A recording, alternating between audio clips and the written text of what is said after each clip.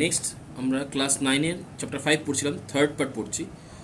আগের ভিডিওতে কী পড়ছিলাম? What will happen if you put an animal cell or plant cell into a solution of sugar and salt in water.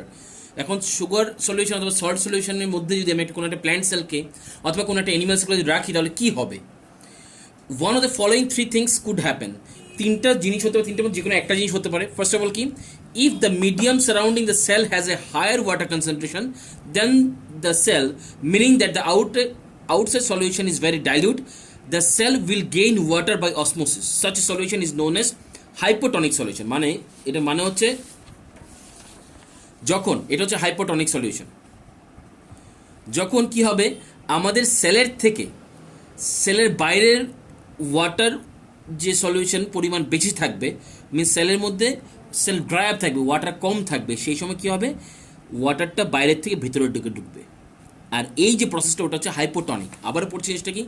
If the medium surrounding if the কী করে রাখতে বুঝবে, হ্যাঁ, if the medium surrounding the cell has a higher water concentration then the cell, মিডিয়ামের মধ্যে বেশি concentration আছে সেলের থেকে, meaning that the outside solution is very dilute, outside সলিউশনটা ডাইলিউট মিনস প্রচুর পরিমাণে জল আছে, the cell will gain water, তখন সেল ওয়াটার গেইন করবে। কী প্রসেসে? অসমোসিস প্রসেসে। Such a solution is known as hypotonic solution. এই সলিউশনের নাম হচ্ছে hypotonic solution. Water molecules are free to pass across the cell membrane in both directions, but more water will come into the cell than will leave. Actually, water solution কিন্তু molecules কিন্তু খুব easily সেলের ভিতরে ঢুকতে পারে অথবা সেলের থেকে বেরোতে পারে, কিন্তু এই ক্ষেত্রে কী হবে? সেল কম জল ছাড়বে, বেশি জল নেবে। কেন? বিকজ সেলের মধ্যে ওয়াটার ক্যাপাসিটি তখন বেশি আছে, মিনস সেল ড্রাই আপ কন্ডিশনে আছে, মিনস সেলের মধ্যে কনসেন্ট্রেশন লো আছে, কিন্তু বাইরে কনসেন্ট্রেশন বেশি আছে, তাই জল ভিতরে ঢুকবে। The net result is that water enters the cell. R net result কি হবে? জল সেলের ভিতরে ঢুকবে। The cell is likely to swell up. তখন সেল ফুলে যাবে। swell up বলতে ফুলে যাওয়া। সেকেন্ড কি? if the medium has exactly the same water concentration as the cell, there will be no net movement of water across the cell membrane. Such solution is known as isotic solution. এখন আরেকটা condition কি বলেছে? আরেকটা condition বলেছে, এখন ধরো এই সেলের মধ্যে যতটুকু জলের প্রেশার আছে, বাইরেও সেম কনসেন্ট্রেশন আছে, মিনস ভেতরে এবং বাইরের কনসেন্ট্রেশন সেম, তো সেই ক্ষেত্রে কী হবে? জল ভেতরেও যাবে না, বাইরেও যাবে না, সেম কন্ডিশন থাকবে, স্টেবল থেকে যাবে, কারণ যতটুকু বেরোচ্ছে ততটুকু ভিতরে ঢুকছে, তাই আমাদের ব্যালেন্সের মধ্যে কোনো চেঞ্জেস হবে না। সেই সলিউশনটার নাম হচ্ছে isotonic solution. Water crosses the cell membrane in both direction. এখানে কি হচ্ছে? ওয়াটার ভিতরে ঢুকছে বা ওয়াটার বেরোচ্ছে, but the amount of going in is the same amount of going out. যত জল ভিতরে ঢুকছে ততটুকুই জল বেরোচ্ছে। So there is no overall movement of the water, তাই জলের মুভমেন্ট দেখতে পাওয়া যাবে, জলের মুভমেন্ট বোঝা যাবে না। The cell will stay the same size, তখন সেলটা সেম সাইজ থাকবে। দেখো হাইপোটনিকে কী হবে? সেলটা ফুলে যাবে, ঠিক আছে। আর আইসোটনিকে কী হবে? সেলটা সেম সাইজ থাকবে। এবং থার্ড কন্ডিশন কি? if the medium has a lower concentration of water than the cell, meaning that it is very concentrated solution, the cell will lose water by osmosis. Such a solution is known as hypertonic. এখন এখানে ঘটনাটা আরেকটা। এখানে ঘটনা হচ্ছে সেলের ভিতরে জল প্রচুর পরিমাণে আছে, মিনস কনসেন্ট্রেশন বেশি সেলের ভিতরে, বাইরে কম, তখন সেলের ভিতর থেকে জল বেরিয়ে যাবে, সেলের ভিতর থেকে জলটা তখন বেরিয়ে যাবে কোথায়? বাইরের দিকে বেরিয়ে যাবে। তখন সেক্ষেত্রে কী হবে?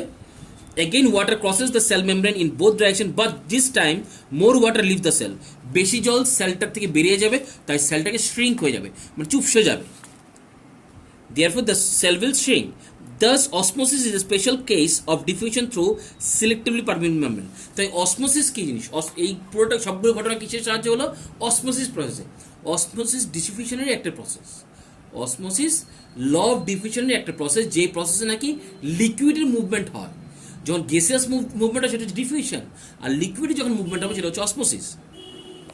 এখন unicellular fresh water organisms and most plant cells tend to gain water through osmosis. Unicellular fresh water organism, মানে ফ্রেশ ওয়াটার মধ্যে যেসব ইউনিসেলুলার অর্গানিজমস থাকে তারা, অথবা প্ল্যান্ট সেল, তারা যে ওয়াটার গেইন করে। দেখো প্ল্যান্টস ওয়াটার গেইন, আমরা তো অ্যানিমালস ওয়াটার এমনিতে গেইন করছি না, আমরা দরকার নেই, সেল দিয়ে ঢোকার দরকার নেই, আমরা মুখ দিয়ে ঢুকাতে পারছি, কিন্তু প্ল্যান্ট কী করে? ওয়াটারটা গেইন করছে, তাদের তো মুখ নাই। সেম অ্যাকোয়াটিক ফ্রেশ ওয়াটার যে ইউনিসেলুলার অর্গানিজম আছে, তারা যে জলটাকে তাদের শরীরের ভিতরে ঢুকাচ্ছে কী প্রসেসে? অসমোসিস প্রসেসে। Absorption water by plants roots is also example osmosis. Plant যে রুটের সাহায্যে মাটির থেকে জলটা নেয়, সেটাও কিন্তু একটা অসমোসিস প্রসেসের example. Thus diffusion is important in exchange of gas and water is water in the life of cell. The diffusion এমন একটা ইম্পর্টেন্ট প্রসেস, যেই প্রসেসে গ্যাস এবং ওয়াটারের এক্সচেঞ্জ হচ্ছে, কার সঙ্গে? এনভায়রনমেন্টের সঙ্গে, সেলের।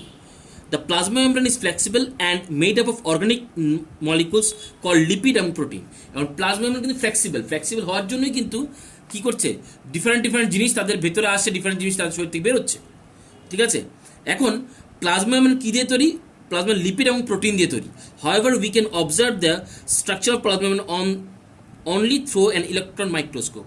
এখন প্লাজমা মেমব্রেন কিন্তু আমরা খালি চোখে দেখতে পাবো না, আমরা কোথায় কী দেখতে পাবো? শুধু একমাত্র মাইক্রোস্কোপ, ইলেকট্রন মাইক্রোস্কোপ দিয়ে আমরা প্লাজমা মেমব্রেন দেখতে পাবো, ঠিক আছে। The flexibility of the cell membrane also enable the cell to engulf in food and other materials from its external environment, such the process are known as endocytosis. এখন দেখো এখানে কি পড়েছি আমরা, সেলের মধ্যে কি যায়? গ্যাস যায়। কি প্রসেস? ডিফিউশন। সেলের মধ্যে কি যায়? জল যায়। কি প্রসেস? অসমোসিস। এখন সেলের যেই ফ্লেক্সিবল পার্টটা মিনস প্লাজমা মেমব্রেন কিন্তু খাওয়াও নিতে সাহায্য করে। এই যে খাওয়া এনগাল্প করছে, খাওয়া ভিতরে নিচ্ছে সেলেরা, এই প্রসেসটার নাম হচ্ছে endocytosis. For example amoeba, the amoeba acquires its foods through such process. Amoeba এই এনগালফিং করে মিনস এন্ডোসাইটোসিস প্রসেস কিন্তু তাদের খাওয়াটা ভিতরে নিচ্ছে, ঠিক আছে। আর শরীরের থেকে যখন আমাদের এক্সক্রিয়েট পার্ট, গ্যাস না লিকুইড না অন্য কোনো সলিড পার্ট যখন বাইরে হয়ে যায়, সেটা হচ্ছে এক্সোসাইটোসিস, ঠিক আছে। আমাদের এখানে যেটা আমরা এন্ডোসাইটোসিস সম্বন্ধে পড়বো। নেক্সট হচ্ছে cell wall. Plant cell, in addition to the plasma membrane, have another rigid outer covering called the cell wall. Plant cell যেটা আছে প্লাজমা মেমব্রেনের বাইরেও, দেখো সেল ওয়াল কি? সেল ওয়াল আরেকটা আমাদের আউটার কভারিং, এটা শুধু আমাদের প্ল্যান্ট সেলের মধ্যে দেখতে পাওয়া যায়, এটা অ্যানিমাল সেলের মধ্যে নাই। Plant cell, in addition to the plasma membrane, having another rigid outer covering called the cell wall. Plant সেলের মধ্যে প্লাজমা মেমব্রেনের বাইরেও একটা রিজিড মিন শক্ত আউটার কভারিং থাকে, সেটাকে আমরা সেল ওয়াল বলি। The cell wall lies outside the plasma membrane. Cell wall কোথায় থাকে? প্লাজমা মেমব্রেনের বাইরের দিকে থাকে। এই যে যদি আমি দেখতাম চাই, এই দেখো এই হচ্ছে আমাদের প্লাজমা মেমব্রেন। এই প্লাজমার বাইরের দিকে কিন্তু এই আরেকটা আলাদা আস্তরণ আছে, এটা হচ্ছে আমাদের কি? এটা হচ্ছে আমাদের সেল ওয়াল। এই পোর্শনটা মানে প্লাজমার বাইরের পোর্শনটা হচ্ছে আমাদের সেল ওয়াল। এটা কার মধ্যে থাকে? শুধু প্ল্যান্টের মধ্যে থাকে। The plant cell wall is mainly composed of cellulose. এই প্ল্যান্ট সেল ওয়াল যেটা আছে মানে প্ল্যান্টের মধ্যে সেল ওয়ালটা কি দিয়ে তৈরি? সেলুলোজ দিয়ে তৈরি। Cellulose is a complex substance and provide structural strength of plant. Cellulose একটা কমপ্লেক্স স্ট্রাকচার এবং সেটা কি সাবস্টেন্স যেটা নাকি আমাদের কি তৈরি করে? প্ল্যান্ট সেলটাকে প্ল্যান্ট যে সেলগুলো চলবে স্ট্রেংথ প্রোভাইড করে, শক্তি মানে শক্ত করে আর কি। When a living plant cell loses water through osmosis, there is a shrinkage of or contraction of the content of the cell away from the cell wall. This phenomena is known as plasmolysis. And plasmolysis জিনিসটা কি? Actually প্লাজমোলাইসিস কোন process হয়? প্লাজমোলাইসিসের মধ্যে এই process হয়। দেখো কি হয়, এটা যদি আমি ছবিতে দেখাই, হ্যাঁ এটা যদি অরিজিনাল সেলটা ধরো, অরিজিনাল সেলটা এটার মধ্যে যতটুকু ওয়াটার আছে, এইটা হচ্ছে আমাদের সেল ওয়াল, এটা হচ্ছে প্লাজমা মেমব্রেন, আবার এটার মধ্যে জল আছে। এবং পুরোটা জল যদি বেরিয়ে যায়, শ্রিঙ্ক কোনটা করবে? এই জায়গাটা শ্রিঙ্ক হয়ে এরকম হয়ে যাবে। তখন কি হবে? এই সেল ওয়াল এবং প্লাজমা মেমব্রেনের মধ্যে একটা গ্যাপ তৈরি হবে, এই যে খালি জায়গা তৈরি হবে, এই যে জায়গাটা সেটা হচ্ছে প্লাজমা, এই যে প্রসেসটা সেই প্রসেসটার নাম হচ্ছে প্লাজমোলাইসিস। যখন আমাদের কিছু হাইপারটনিক সিচুয়েশন যখন তৈরি হয় মিনস সেল থেকে যখন জল বেরিয়ে যায়, তখন আমাদের সেল ওয়াল থেকে প্লাজমাটা শুকনো হয়ে যায়। শুকনো হয়ে গেলে একটা ডিস্টেন্স, একটা গ্যাপ তৈরি হয়। ওই যে প্রসেসটা, এই ধরনের প্রসেসটাকে আমরা বলবো প্লাজমোলাইসিস। এখন মোট কথা হচ্ছে কোশ্চেন হতে পারে যে কেন প্ল্যান্টের মধ্যেই সেল ওয়াল আছে, কেন অ্যানিমালসের মধ্যে সেল ওয়াল নাই? ঘটনা হচ্ছে আমরা বাড়ি ঘরে থাকি, ঠিক আছে। আমরা যখন ঘর থেকে বেরোই তখন আমরা ড্রেস পরে বেরোচ্ছি, বৃষ্টিতে আমরা রেনকোট পরে বেরোচ্ছি, ঠান্ডার সময় সোয়েটার পরছি, রোদ্রের সময় ছাতি নিচ্ছি অথবা রোদ্রের সময় বেরোচ্ছি না। বাট প্ল্যান্ট কোথায় থাকে? প্ল্যান্ট বাইরে থাকে। তারা এক্সট্রিম ওয়েদার কন্ডিশন ফেস করছে, হয় প্রচণ্ড বৃষ্টি ফেস করছে, নয় প্রচণ্ড গরম ফেস করছে, ঠিক আছে, বাতাস ফেস করছে, সব ফেস করছে তারা। তো যার কারণে তাদের একটা এক্সট্রা প্রোটেকশনের দরকার পড়ে। তাই প্লাজমা মেমব্রেনের বাইরে তাদের একটা আলাদা রিজিড, খুব শক্ত প্রোটেকশন দেওয়া, সেটা হচ্ছে আমাদের সেল ওয়াল। সেল ওয়াল শুধু কার মধ্যে থাকবে? প্ল্যান্ট সেলের মধ্যে শুধু সেল ওয়াল দেখতে পাওয়া যায়। সেল ওয়াল কোথায় থাকে? আমাদের যে প্লাজমা মেমব্রেনের বাইরের দিকে সেল ওয়াল থাকে। ঠিক আছে, এই ভিডিওতে অতটুকু বললাম। নেক্সট ভিডিওতে আমরা নিউক্লিয়াস নিয়ে আলোচনা করব। ওকে।